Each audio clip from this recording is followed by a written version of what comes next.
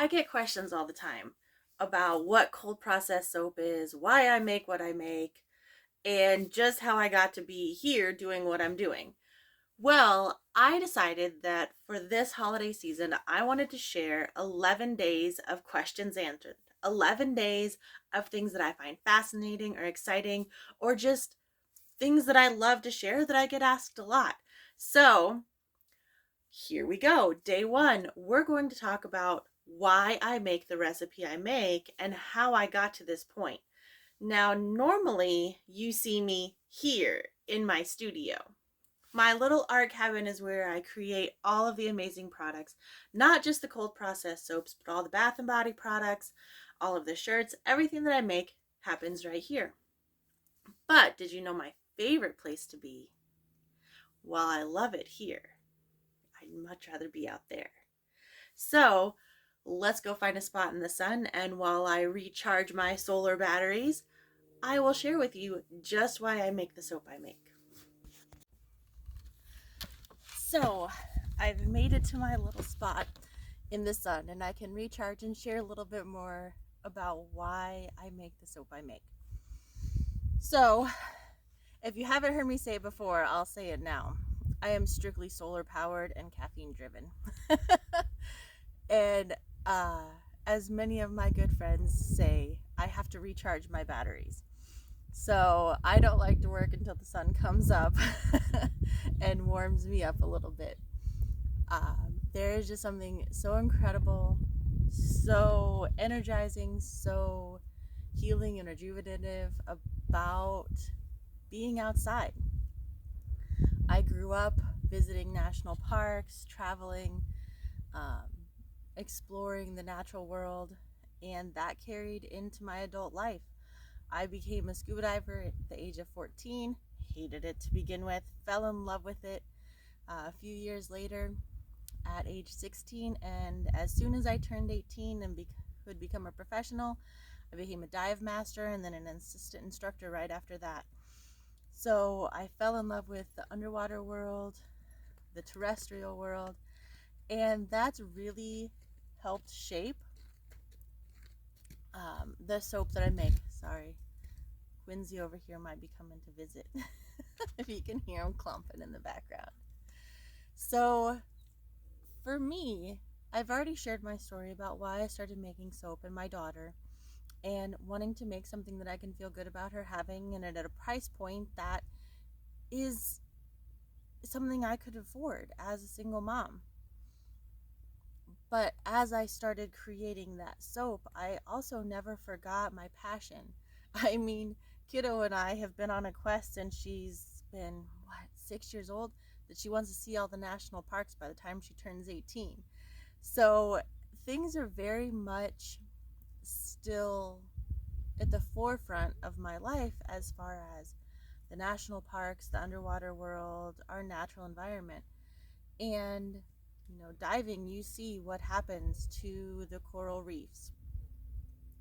Out hiking, you see, you know, the impact that humans can have. So when I was looking at ingredients for my soap, when I was deciding the recipe that I would use, it was really important to me to have, a bar that has as many natural ingredients as possible, that is responsibly sourced, um, so that I can feel good about using it. I can use it while we're out camping. I can use it to wash my gear after a dive. Things like that matter to me.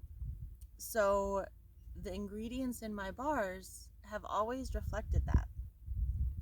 And I think that's something so important when you're looking at soaps. I get so many questions about, well, I don't know what to look for. And I, I always kind of lead back to, you just have to do your research, look at ingredients, and make a decision on what you're comfortable with for you and your lifestyle and the things that are important to you. I don't personally use a soap hardener. I have a little bit softer bar, and that's okay with me because I've chosen not to use something to harden my soap. Is it wrong if somebody uses that? Absolutely not. I believe that every person should choose what's right for them. And I absolutely love different soaps that are made. There's so many incredible artisan soap makers. Just for me personally, that's a choice that I've made. not to include in my bars. I try and use all natural clays, mica powder colorants, essential oils, and fragrance oils that I believe in, and make sure that my ingredients come from responsibly sourced places. So that's a little bit more about why I make the bar I make with the ingredients I make. I want to feel good as a mom about the bar that my child uses, but I also want to feel good as somebody that has this deep, deep passion and love and appreciation for the outdoor world.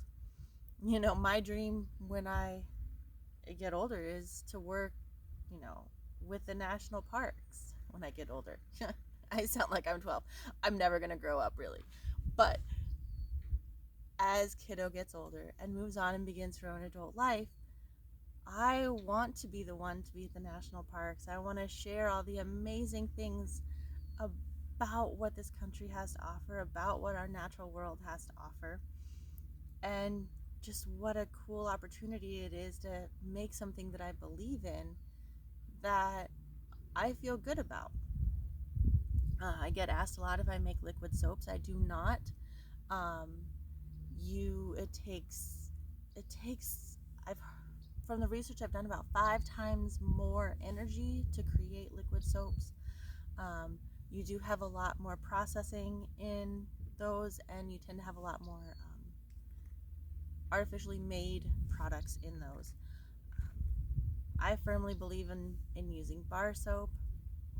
I don't make any liquid soap for that reason. I have the soap scrubber bag so you can get a good scrub on, but it's just something for me that I have just moved away from. I am the person that has absolutely used them before. I don't see anything wrong with using them if that's what you choose to do. Like I said, whenever I get a question when I'm out in my store or at a market or just chatting with somebody that I meet somewhere, I always just come back to the same thing. Do your research, look at the ingredients, and then find out what those ingredients are, because that way you know exactly what is going into your bar of soap or any bath and body product you buy for that matter. So for me, it comes back to my love of the national parks, my love of the underwater world. Um, there's just something magical about spending time in nature. And in my little part, I don't want to do things that adversely affect that while I'm there. I want to be as conscious as possible about my footprint. So that's why the ingredients that I have are what they are. I believe in my recipe. I've used it for a long time. I try and find local ingredients. I try to really make sure I do my research, and as new things come out, I reevaluate, I check things out. But I'm really proud of what I make, and I am really proud of being able to use it while kiddo and I travel and experience different things. And I think that's something really special, to be able to create something that you can still feel good about when you're out in your happy place. And anything outside is my happy place. So now that I've rambled on for a while, I hope you enjoyed a little bit more about why I make the soap that I make, using the ingredients I use. This is day 1 of your 11 questions of Christmas. Um, I will be doing a new video release each and every day from now until Christmas Eve, sharing more about ingredients, making cold process soap, making bath and body products. If you have any questions, please feel free to shoot me a message, comment below, like and follow so that you get updates when I post these, and lots more content to come. I really enjoy sharing these things, and I really enjoy answering questions about bath and body products and why I use what I use, or ask me about the national parks or my favorite scuba diving spot. I will be happy to chat about any of it, or my solar power, because It's amazing. I just love sitting here and enjoying these moments. So thanks for watching. You can always pick up any of our products at Desert Dreaming Outpost, theazgirls.com, Desert Dreaming Outpost across all social media. And thanks for watching. And again, let me know if you have any questions. Until next time, adventure awaits.